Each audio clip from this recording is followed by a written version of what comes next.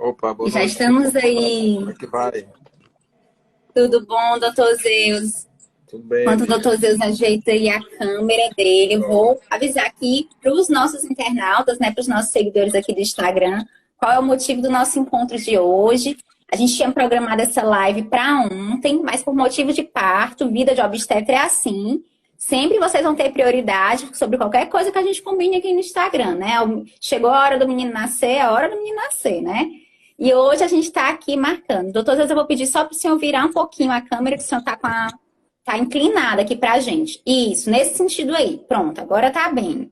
Agora a gente tá conseguindo lhe ver bem. Fale aí, dê uma boa noite pro pessoal que tá aqui acompanhando a gente. Pronto, boa noite, minhas amigas. Boa noite, Manuela. Desculpa aí por não ter participado ontem, mas estamos aqui para a gente conversar um pouco aí sobre a prematuridade, né?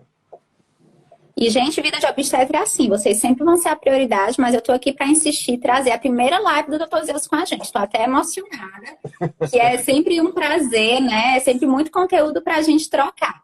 E para quem não sabe, né, a gente sempre fala do Novembro Azul. Vocês já viram o doutor Eduardo por aqui falando do Novembro Azul, mas a gente tem uma outra cor para o mês de novembro. A gente tem o Novembro Roxo, que é o símbolo, né, do mês internacional de sensibilização para a prematuridade. E esse é um tema que está muito pertinho da gente, né? A gente sempre tem trabalhado, principalmente o doutor Zeus, que acompanha, é especializado em acompanhar pré-natal de risco, né? De vez em quando se depara aí com a questão da prematuridade. E esse ano a campanha tem como tema Juntos pelos Prematuros, cuidando do futuro, né? E o doutor Zeus é obstetra, né? O companheiro, como diz aqui a Beatriz, lá da clínica, na audiência, Cida Maju também aí na audiência, né? A gente tem várias pessoas na audiência. E para começar, queria dizer que você pode participar ao vivo com a gente, mandando sua pergunta aqui nos comentários. Doutor Zeus, eu queria começar com o senhor falando o que é, se a gente tem realmente assim, um aumento do número dos partos prematuros, por que que a gente faz uma campanha agora em novembro para sensibilizar sobre os partos prematuros? Bom, o que que acontece? Por que que a gente resolveu falar sobre prematuridade e reservar um mês completamente para falar sobre prematuridade? Se a gente pensar, assim, tem alguns temas que são assim abordados durante o ano e alguns meses, e aí eles escolhem algumas colorações para poder a gente conversar um pouco mais sobre esses temas. Se isso acontece, é porque isso está nos chamando a atenção e está causando grande repercussão na sociedade. Veja assim, mês passado nós tivemos o Setembro Amarelo, ou Outubro Rosa, que foi sobre a prevenção do câncer de mama. Lá em setembro, nós tivemos o Setembro Amarelo, que era para poder falar sobre as alterações psiquiátricas que podem aparecer. Agora, anualmente, nós temos sempre o Novembro Azul, que é para cuidar da saúde masculina. E esse ano nós aproveitamos e juntamos as duas patologias, os dois eventos clínicos que chamam a atenção, que é a nossa prematuridade, que a gente está falando sobre o Novembro Roxo. Por que que a gente está falando sobre a prematuridade? Porque nós, durante esse ano, nós fomos acometidos por uma infecção, o Covid-19, que nos fez abandonar alguns acompanhamentos e alguns cuidados que não só as gestantes, mas também nós, em geral, grávidas, mulheres grávidas ou homens, de maneira geral, assim, as mulheres principalmente, abandonaram o seu pré-natal. O que aconteceu quando abandonou o pré-natal? Eu perdi o acompanhamento da minha gestação. E aí, acometeu e aconteceu e está acontecendo e vai continuar acontecendo se a gente não tiver atenção e tiver empenho para fazer com que isso evite, é o neném nascer antes do tempo, a gravidez se encerrar antes de completar no mínimo 37 semanas de gravidez. Então, o que é prematuridade? É aquela gravidez que se encerra antes de completar 37 semanas. E ela está aumentando esse ano por quê? Está aumentando esse ano principalmente porque eu diminuí os cuidados durante a gestação. Por causa da pandemia, eu evitei sair de casa, evitei as consultas de pré-natal, evitei fazer o acompanhamento da minha gestação. E aí, como repercussão, estou tendo desprazer dessas crianças nascerem antes do tempo. Uma das perguntas é assim, o que pode acontecer com a criança que nasce antes do tempo? O paciente que nasce com uma criança, a gestação que finda antes de 37 semanas, ela vai ter várias repercussões para a criança. Vai diminuir o seu desenvolvimento neurológico, vai diminuir o seu desenvolvimento, vai atrasar o seu desenvolvimento pulmonar, vai provocar alterações no desenvolvimento da criança, no desenvolvimento do pulmão, do intestino, no cognitivo da criança, aumentar os riscos e o número de internamentos dessas crianças nas UTIs neonatais quando elas têm a sorte, a mãe tem a sorte de ir para uma unidade hospitalar que tenha o suporte de uma UTI neonatal, que não acontece em todo canto, em todos os lugares. E quando em situações, por exemplo, na nossa cidade, na nossa capital aqui em Fortaleza, a gente se depara com as unidades completamente lotadas. Sempre lotadas, sempre sem vaga. E aí fica aquela situação dramática, né? Com esses RNs. Doutor Zeus, então, só para a gente reforçar, prematuridade é quando o bebê nasce antes de 37 semanas, é isso? 37 semanas. Para a gente entender, assim, uma gravidez ideal, ela tem uma duração de mais ou menos 280 dias, que dá 40 semanas de gestação. Lembrar que, por que a gente faz esse cálculo hoje em dia de semanas? Não faz mais aquele cálculo de meses. Ah, mas eu tenho 9 meses. Mas se você multiplicar 9 por 4, só dá 36. Então, nasce prematuro. Então, por isso que a gente faz o cálculo semanal. Por isso que a gente faz o cálculo por semanas. Que é para poder a gente ver quando é que a criança adquire a maturidade, que é a gestação, para poder a gente encerrar a gravidez, né? Eu queria registrar algumas presenças aqui do nosso time, a doutora Raquel, a doutora Camila, a doutor Elmar, que já passaram aqui na live com a gente, né? E a Bruna também, lá da nossa equipe de atendimento, que estão aqui na audiência com a gente. Muitas mensagens carinhosas aqui das suas pacientes, e a gente vai seguindo os temas hoje da discussão. O senhor falou que um dos fatores que aumenta o parto prematuro é a diminuição, né, ou a ausência do acompanhamento pré-natal. Por que o pré-natal é tão definitivo, é tão importante, né? Para melhorar, né? Para a gente diminuir esses números de prematuridade e melhorar o nascimento do bebê saudável. Manu, deixa eu dar me tratar aqui intimamente, com carinho, como a gente sempre conhece como Manu, que aí fica mais Todo fácil. mundo me chama de Manu. As meninas aqui nas redes sociais também, viu? As nossas seguidoras no Instagram já sabem. Quando a gente pensa numa gravidez ideal, é aquela gravidez em que eu faço o planejamento daquela gestação. Então, fazer o planejamento daquela gestação, eu vou consultar o meu ginecologista ou o meu pré-natal, meu obstetra, quando eu estou pensando em engravidar. Que aí, quando eu começo a ter orientações, aí faço exames, faço ultrassom para ver qual é a característica. Vamos dizer que eu nunca engravidei. Então, eu vou lá saber como é que eu faço ultrassom para ver como é que é meu útero, se meu útero não tem nenhuma anormalidade, se eu não tenho um útero com septação, um útero de Delphi, alguma coisa desse tipo, que pode causar prematuridade ou perdas gestacionais. Começo a pensar na criança. Como é que eu começo a pensar na criança antes de engravidar? Quando eu começo a usar o ácido fólico. Eu começo a Verdade. usar o ácido fólico antes de engravidar, naqueles 3 meses antes, eu já estou pensando que tratando essa minha criança é para que evite que ela tenha alteração do fechamento do tubo neural e possa desenvolver anencefalia. Começo lá antes de começar a gravidez. Engravidei. Verifiquei se não sou hipertensa, controlei meus níveis pressóricos, controlei meus níveis glicêmicos, evitei as infecções que são mais corriqueiras, que é a infecção urinária, infecções vaginais, que vai poder ter um início de gravidez, uma gravidez adequada. Comecei meu pré-natal, eu vou lá para fazer aqueles exames rotineiros, mas eu não fiz essas consultas pré-natais de planejamento.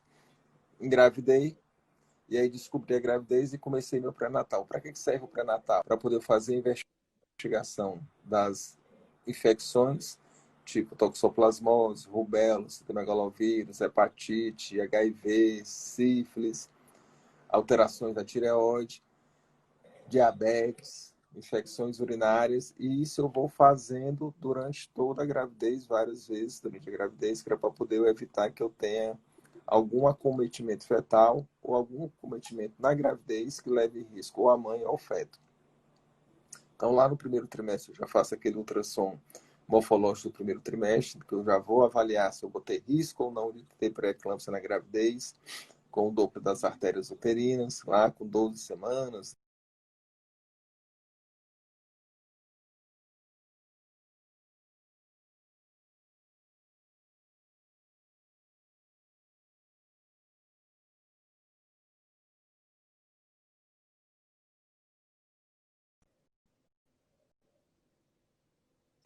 Com 12, mais ou menos 16 semanas, eu faço um ultrassom que eu vou estudar o colo uterino, que é para saber o quê? Se eu não tenho um colo curto.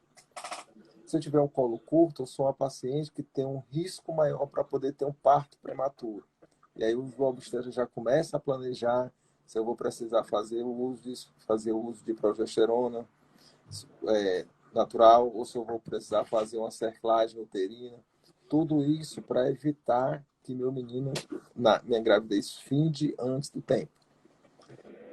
Seguindo a gravidez, vindo pré-natal, eu vou para as vacinas da gestante. Tudo isso eu vejo no pré-natal.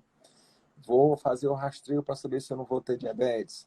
Vou fazer o rastreio para saber se eu não vou ter alterações do quantidade de líquido. A placentação, qual é a localização da placenta. Quantos meninos eu tenho. Se a gravidez é múltipla, a gravidez é única, que é outro risco que pode levar à prematuridade. Assim, rastrear cada consulta, se eu vou ter infecção urinária, infecções vaginais, alterações de peso, alterações da pressão. Tudo isso a gente acompanha no pré-natal. E é por isso que o pré-natal é tão importante e tão necessário durante a gravidez. Isso Então, o faz... senhor já falou aí até algumas causas, né, doutor? Infecções, colo do útero curto, né? Me ajude aí, o pré-natal vai Para identificando as a gente causas, né? identificando assim que a gente fui falando, assim, mas não fui enumerando, né? Então, o que é que pode causar um trabalho de parto prematuro? Colo curto, que eu vejo lá no ultrassom com mais ou menos 16 semanas. Aquela paciente que já precisou fazer um tratamento para a doença do colo, fazer uma conização. Então, ela tem um colo curto. Então, ela precisa fazer algum procedimento para evitar que esse menino nasça antes do tempo. Aquela paciente que, por exemplo, já teve outras gravidezes e teve menino prematuro em outra gestação, o que é que isso causou? Foi causado por que esse parto prematuro? Tá entendendo? É uma dificuldade. Em gravidez, uma gravidez é múltipla, a gravidez múltipla normalmente é mais comum que uma gravidez de gemelar ou trigemelar, o neném nasça um pouco antes do tempo. Uma paciente ela engravidou de maneira natural ou foi de uma maneira assistida? Foi por inseminação? Ela precisou passar por alguns procedimentos? Tudo isso vai levar à prematuridade. Eu estou com diabetes na gravidez, desenvolvi polidrama. O que é o polidrama? Excesso de líquido na cavidade uterina. A diabetes está descompensada. Isso aí pode levar ao trabalho de parto prematuro. Mas eu não tenho isso tudo, mas eu tenho um passado familiar de pedra no rim, de nefrolitíase. Então, a paciente que tem nefrolitíase, que tem infecções urinárias de repetição, eu tenho mais chance de ter infecção urinária na gravidez, mas risco maior de ter trabalho de parto prematuro. Mas eu não tenho nada disso, mas eu precisei, porque eu fiz um ultrassom morfológico e precisei, eu então fiz um exame de sorologia, uma toxoplasmose, e eu precisei fazer um procedimento invasivo para fazer o exame para saber se o bebê estava cometido ou não, ou precisei fazer um exame lá, uma biópsia do vilo coreal para poder saber se aquele menino que deu a alteração na translucência local tinha uma doença cromossômica ou não, e se eu tenho um risco também de ter parto prematuro, certo? Tudo isso, assim, mais ou menos esse E a pressão, doutor, ela também estimula? Aí eu fiz lá meus exames e durante a gravidez eu desenvolvi pré-eclâmpsia. Qual é o problema da pré-eclâmpsia? É porque eu tive uma placentação ruim, meus níveis expressores começaram a subir e eu vou ter algumas repercussões, tanto para a mãe como para o feto. Como é que eu trato a pré-eclâmpsia? Com a medicação, com controle de ganho de peso, mas o tratamento ideal é quando a gente interrompe a gestação, que eu tiro a placenta. E aí eu vou ter que ficar vigiando tanto a vitalidade da mãe como a vitalidade do feto, para saber quando é que eu vou ter que suspender aquela gravidez, se eu posso estender aquela gravidez até o termo. Às vezes, quando a gente chega, a paciente chega no hospital ou na maternidade, então está fazendo acompanhamento pré-natal, ela chega com níveis expressórios muito elevados, chega com alteração da função renal, da função hepática, e aí eu vou precisar suspender aquela gravidez. Muitas vezes eu tiro alguns meninos que estão com a idade fetal de 28, 29, 30 semanas, 32 semanas, 34 semanas. E tudo isso aí é uma dificuldade e uma complicação a mais e um neném a mais que vai precisar de um leite de UTI neonatal. Tem uma pergunta aqui da Cristina, ela está perguntando se paciente com lúpus também tem um risco maior de ter parto prematuro. Aí eu pergunto das outras doenças autoimunes, para o senhor responder as duas coisas ao mesmo tempo. Mano, é o seguinte, a paciente que tem alguma comorbidade, ela tem um risco maior. Então, por exemplo, sou uma paciente lúpica, sou uma paciente que sou diabética, sou uma paciente que tem miastenia graves, eu sou uma paciente que tem esclerose múltipla, sou uma paciente que tem um problema de tireoide. Então, essas pacientes têm algumas comorbidades que a gravidez podem descompensar essa minha doença. Então, eu preciso ter uma atenção maior, e aí vai uma atenção não só do obstetra, mas também do médico especialista, ou do ginecologista, ou do hematologista, ou do endócrino, para poder a gente ver como é que a gente vai, para poder a gente ir tratando e melhorando, para poder dar uma situação melhor para aquela gestação, certo? Uma equipe sempre multidisciplinar olhando Uma para equipe paciente. sempre multidisciplinar. É fundamental o entendimento que nós não somos os detentores do saber e os detentores do poder de decisão. Nós não somos o herói, não somos os heróis. Nós temos que saber que existem outros profissionais, e esses outros profissionais nos darão assistência, e juntos, e muito principalmente com a ajuda da gestante e dos familiares, a gente consegue juntos o sucesso, que o sucesso maior é a gente acompanhar a gravidez e no final da gravidez tirar o neném da barriga da mãe e colocar ela nos braços dela, não precisar de UTI, certo? Que aí tem até uma pergunta da Juliana, né? Que assim, para a gente, para nós que estamos aqui com vocês na reprodução ou na obstetrícia, nosso sonho é o bebê em casa, né? Com vocês no braço de vocês. Então a gente está trabalhando sempre para isso. Tem uma pergunta da Juliana, que ela logo no começo da live, ela perguntou se existia uma idade gestacional mínima para ter viabilidade do bebê, né? Existe sim. Desculpa que eu levantar. Existe sim. Assim, por exemplo, se a gente for para os livros de obstetrícia, ele vai considerar que uma gravidez assim, vai até 22 semanas. Aquela gravidez que é interrompida até 22 semanas, a gente não considera que aquele feto é viável, que é um abortamento.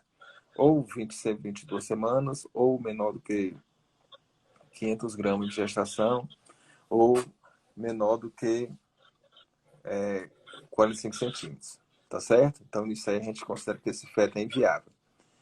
Com o passar e o desenvolver da assistência neonatal, a gente começou a observar que os meninos que há cerca de 10 anos atrás eu tirava um menino de 28 semanas, eu tinha dificuldade, e ainda tenho dificuldade para que ele sobreviva. Nos países mais desenvolvidos, assim, algumas gravidez mais ou menos com 24 semanas, a gente já fala assim, é uma gravidez viável. Gravidez viável é o seguinte, é porque aquele feto que vai nascer, se por um acaso nascer, ele já tem condições de sobreviver. Se ele já tem condições de sobreviver, mas com algumas complicações. Então, complicações respiratórias, complicações renais, complicações de desenvolvimento, complicações de fala, de deglutição, de respiração, de visão do coração, porque nem isso tudo não está desenvolvido ainda, não está no seu pleno.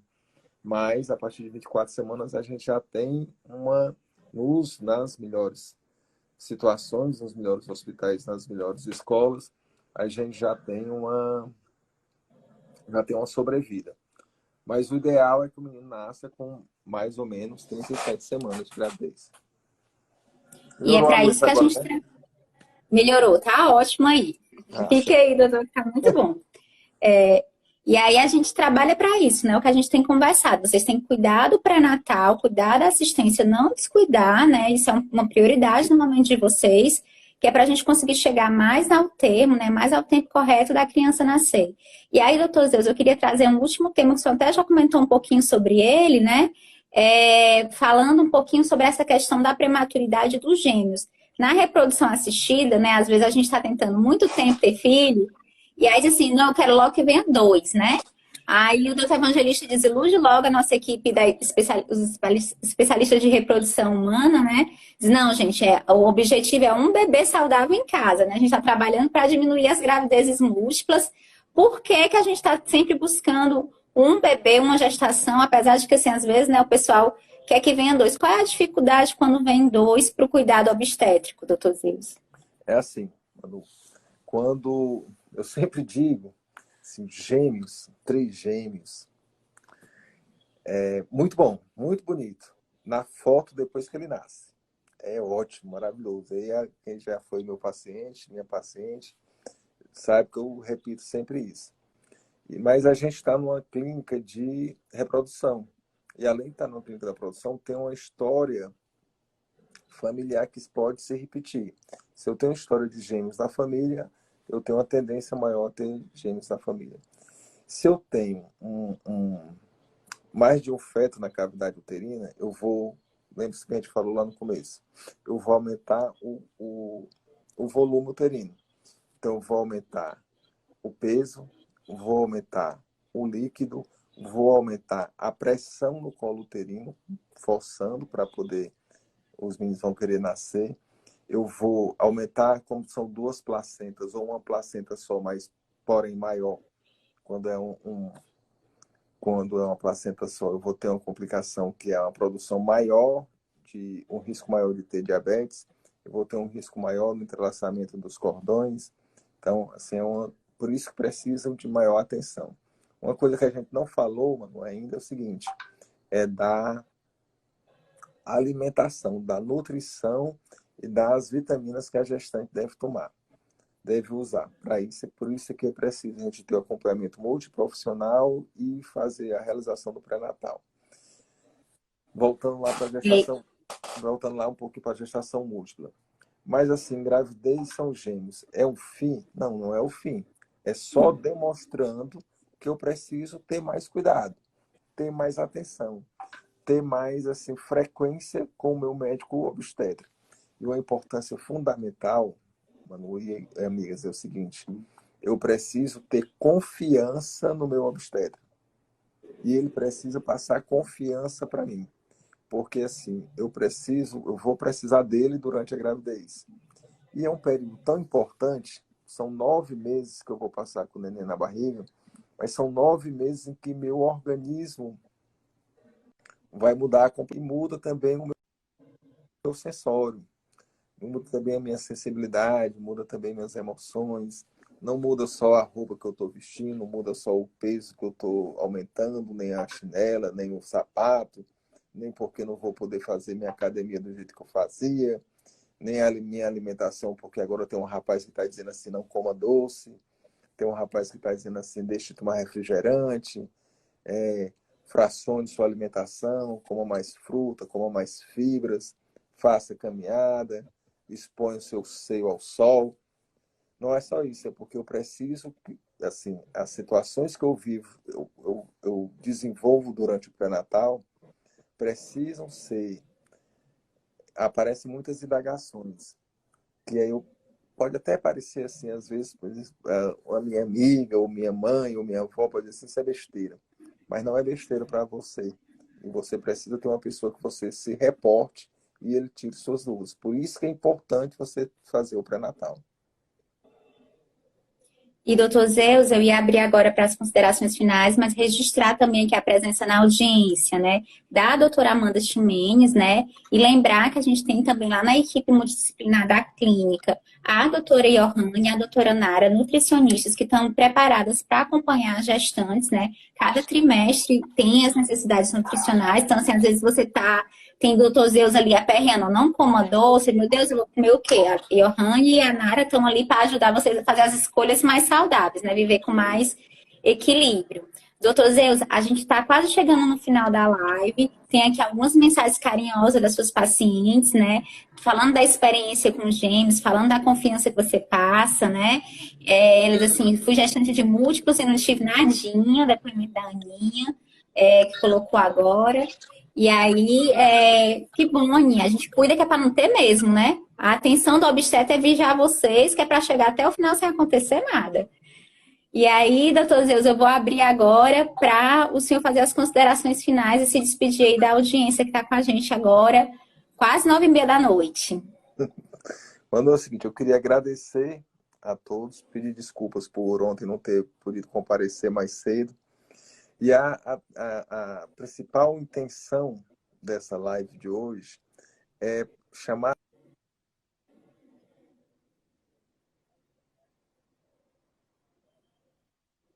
continuidade ao nosso pré-natal. O pré-natal, voltando aqui um pouco lá no princípio, esse ano foi um ano muito especial, muito diferente. Está sendo muito diferente. Então, no começo, imagina que há mais ou menos 11 meses atrás, nós começamos a saber notícia de uma doença lá longe, na China, longe, isso não chega aqui não. Quando foi em janeiro, a doença estava na Europa. Eu disse, vixe Maria, mas isso é doença de rico, não vai chegar aqui no Nordeste brasileiro não. Entrou por aqui. Entrou lá em São Paulo, mas aí depois se mostrou assim, mais feroz, mais forte, aqui no Ceará, no Pernambuco, no Amazonas. Então, onde aconteceram os primeiros casos, e a gente foi se adaptando, e aí a gente conseguiu fazer. No início fizemos nossos isolamentos, nossas restrições, e aí a gente tem que permanecer usando a máscara, usando álcool, usando o isolamento social, evitando essas aglomerações que a gente, nesses últimos dias, a gente erroneamente está acontecendo. Mas, veja, que nós gestantes, aí eu vou falar como falo lá no meu consultório, assim, nós gestantes não podemos abandonar, nós somos pacientes de risco e nós não podemos de maneira nenhuma abandonar o nosso pré-natal. A gente evita ir para o shopping comprar as roupas do neném, mas a gente não pode evitar a consulta de pré-natal. Ao contrário, nós temos que fidelizarmos a consulta pré-natal. Nós temos que estar lá presentes para poder a gente ter uma boa assistência e a gente, caso por uma Deus livre aconteça, eu me contamine, eu tenho uma segurança que vai ter uma pessoa perto de mim. Tanto faz ser assim no consultório particular, como a gente está na nossa realidade aqui, mas como as pessoas que estão no setor público, no SUS, que é o melhor plano de saúde que tem, que dá assistência a todos, sem nenhuma discriminação.